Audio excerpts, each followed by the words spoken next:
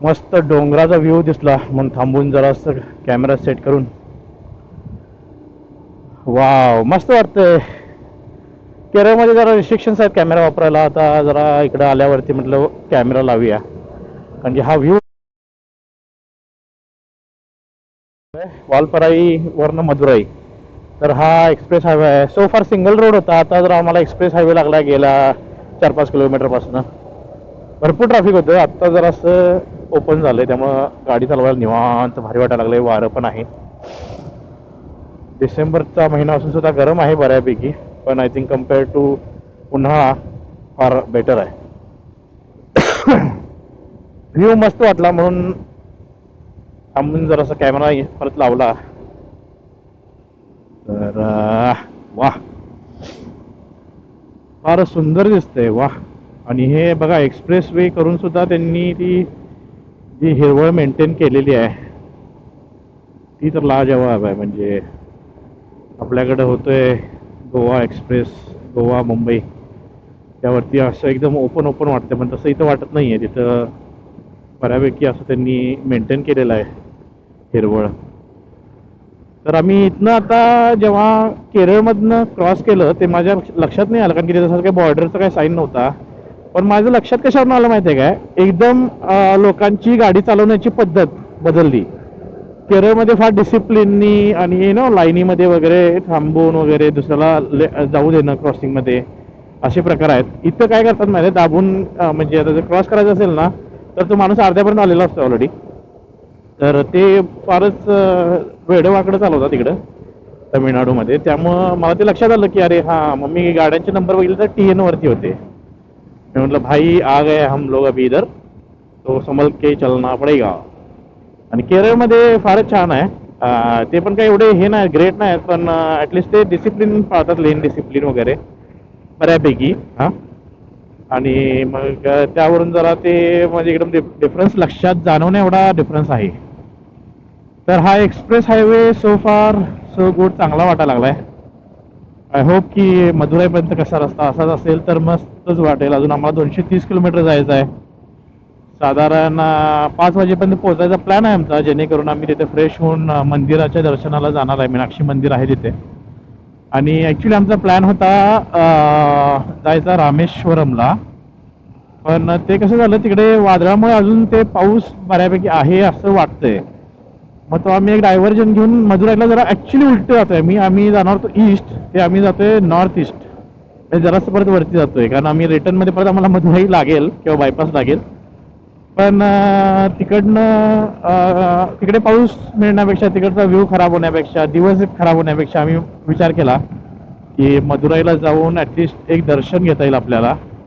आणि मग उद्या सकाळी आम्ही निघू 8 वाजता वगैरे, आणि तिथं दुपारी 1 वाजेपर्यंत पोहोचायचा प्रयत्न करणार आहे. मग 1 वाजता पोहोचल्यानंतर मग तिथे समुद्रामध्ये स्नान करून रामेश्वरम टेम्पलमध्ये आमचा जायचा प्लॅन आहे. आणि टेम्पलचं वगैरे दर्शन झालं की हॉटेलवर यायचं, फ्रेश व्हायचं, गिअरअप करायचं आणि जायचं धनुष्यकोडी. धनुष्यकोडीसाठी आम्ही ही ट्रिप ॲक्च्युली काढली होती. सुरुवातीला आमचा प्लॅन होता की सरळ कोल्हापूरवरून धनुष्यकोडीला जायचं. 3रा दिवस आम्ही पोहोचणार होतो, पण त्या वादळामुळे, डेटा काय कुठला वादळ आलेला, त्या वादळामुळे ना ते आम्हाला करता आलं नाही. मग आम्ही डायव्हर्जन घेतलं. आम्ही गेलो गोकाकला. तिकडनं आम्ही मग कर्नाटक मार्गे, वायनाड मार्गे, उटी, मुन्नार, मुन्नारवरनं आम्हाला परत, कारण की तिकडे पाऊस आला तोपर्यंत. लकीली आमचं बघून झालं होतं. आणि ज्या दिवशी आम्ही निघणार होतो टेकडीला त्या दिवशी पाऊस होता. मग मॅपवरती बघितलं, वेदर फोरकास्ट बघितला तर 2 दिवस पाऊस होता. तर आम्ही परत तिथून डायव्हर्जन घेतलं, ॲलेपीला आलो. ॲलेपीला बीचवरती स्टे केला. त्याच्यानंतर मग आम्ही काल त्रिवेंद्रम केलं. त्रिवेंद्रमच्या स्वामी पद्मनाभन टेम्पलचं काल दर्शन झालं. फार सुंदर ते दर्शन होतं. फारच सुंदर मंदिर आहे ते. आणि जास्त काय नाही आहे, त्याचा डिटेल व्हिडिओ मी टाकलेलाच आहे. तर तो तुम्ही बघा. त्यामध्ये सगळे आपले डाऊट्स दूर होतात, कारण आपल्याला त्याच्यामध्ये असं, मला यूट्यूबवरती बऱ्याच शंका होत्या, ते काय त्याचं निरसन झालं नव्हतं. शेवटी मी विचार केला असं आपल्या यूट्यूबवरती ते टाकून, म्हणजे तुमच्या प्रश्नांची तुम्हाला उत्तरं मिळतील. फारच सोपं आहे ते, काय एवढं अवघड नाही. आम्हाला फार टेन्शन आलं की कसं काय असणार आहे, पण तसं काय नाही आहे. तर एकंदरीतच आता आम्ही मग मदुराईचं पण डायव्हर्जन त्याच्यासाठीच घेतलं जेणेकरून पाऊस मिळणार नाही आम्हाला रामेश्वरमला. आणि मग उद्याचं प्लॅनिंग असं आहे आणि मग return journey we will proceed to Kolhapur. पण बघू कसं काय होतं ते, जसे दिवस मिळतील जसं मध्ये काय आणि आम्हाला बघावंच वाटतं. तर ते सगळ्यात मोठा बेनिफिट आहे ॲज अ रायडर नो. तुम्ही डिसाईड करू शकता. आम्ही काहीच बुकिंग केलेलं नाही. आम्ही इव्हन आता आम्ही मधुरेला जातो आम्ही काही बुकिंग केलेलं नाही आहे. आम्ही ऑन द स्पॉट बुकिंग करतो. शक्यतो 1 तास आधी किंवा तिथे जाऊन त्या एरियामध्ये फोन करतो आणि बार्गेन करतो आणि त्यानंतर मग आम्हाला चांगल्या रूम मिळतात. आत्तापर्यंत तरी आम्ही 2,000पर्यंत घेतलेले आहेत maximum AC rooms. And that is normally 4,000 to 5,000 on apps. तर ते फारच चांगलं आहे, तुम्ही तसं करू शकता. पण ते आम्ही आता सोलो आहे, दोघं मुलं आहे, त्यामुळे आम्ही करतोय, तो चान्स घेतोय आम्ही. आणि बाईक्स आहेत आमच्याकडे, तर आम्हाला इथं नाही मिळालं तर आम्ही पुढे कुठे पण जाऊ शकतो. As a family you might book it. पण मिळून जातात. अरे एवढी हॉटेल आहेत ना रस्त्याला, तिथं बोर्ड घेऊनच उभारलेले असतात. पवनचक्क्या मस्त आहे, रस्ता तर मस्त आहे, निवांत वाटायला लागलंय. भरपूर ट्रॅफिक नंतर जरासं रिलॅक्स वाटायला लागलंय. आता तिरुनवल्ली 75 किलोमीटर दाखवत होतं तिथं. तर आता इकडे मला राईटला जायचं आहे. मागून एकटा येतोय, त्याला सिग्नल दिला आहे मी. केलं he let me go. So this is good actually. At least हायवेवरती तरी माणसं डिसिप्लिन पाळतायत. कदाचित त्यांना कॅमेरा पण बघितला असेल माझा, काय माहिती. कॅमेऱ्याला बऱ्यापैकी रिस्पॉन्स वेगळा भेटतो आपल्याला. इवन पोलीस पण अवॉइड करतात कॅमेरा समोर येणं. केरळामध्ये ओव्हरऑल असं कुणीच आत्तापर्यंत टचवूड आम्हाला कुणीच थांबवलेलं नाही. केरळमध्ये ते म्हणतात हेल्मेटला वगैरे लावायचं अलाउड नाही आहे. तर हेल्मेट स्कॅनिंग त्यांचं काहीतरी डिव्हायसेस आहेत.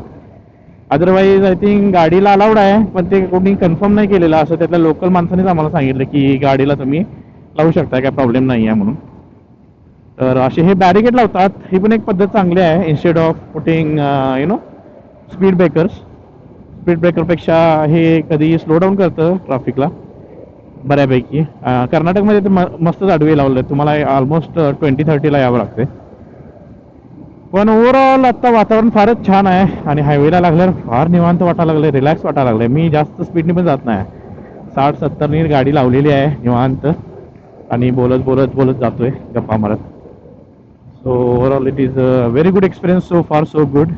मजा येते आणि लवकरच आमच्या ह्या ट्रिपची पण सांगता होणार आहे. तर आय होप की तुम्ही सगळी फॉलो कराल मला. अशा बऱ्याच ट्रिप मी आता काढणार आहेत, बाईकवरनं असतील किंवा कारमधनं असतील. त्याशिवाय इव्हन मी शिपवरती जॉब करतो, तर शिपवरचे पण मी आता डेली रुटीन टाकणार आहे जसं शक्य होईल तसं. शिपवरती डाटा म्हणजे इंटरनेट लिमिटेशन असतं, त्यामुळं ते पण मी करणार आहे कसं कसं जमेल तसं. त्यामुळे तुम्ही फॉलो करा, तुम्हाला इंटरेस्टिंग व्हिडिओ नक्कीच बघायला मिळतील. जरा घरी गेल्यानंतर फॅमिलीवर टाईम मिळतो तेव्हा जास्त करून मी मुलांबरोबर तीच जास्त वेळ घालवतो. त्यामुळं ते काय मी टाकत नाही जास्त व्हिडिओ. तो मध्ये एक गॅप दिसू शकतो. Otherwise it will be next 1 मंथचं आपल्याकडे ऑलरेडी कलेक्शन झालेलं आहे, कंटेंट मिळालेलं आहे आपल्याला. त्यामुळं आपण आता असंच फॉलो करत राहा, सबस्क्राईब करून ठेवा चॅनलला. टाकत राहणार आहे, 100 व्हिडिओ तर टाकणार आहे मी आता येत्या 1-2 महिन्यामध्ये. ओके, चलो then, I will go fast and take care. Drive safe, सगळे गिअर्स घाला, बी सेफ ऑन रोड. दुसऱ्याला रिस्पेक्ट द्या. इगो हा सगळ्यात मोठा शत्रू असतो जेव्हा आपण आपला ॲक्सिडेंट होतो. So avoid that part and enjoy your life. एकदाच मिळते ती. ओके, तर नक्की फॉलो करा.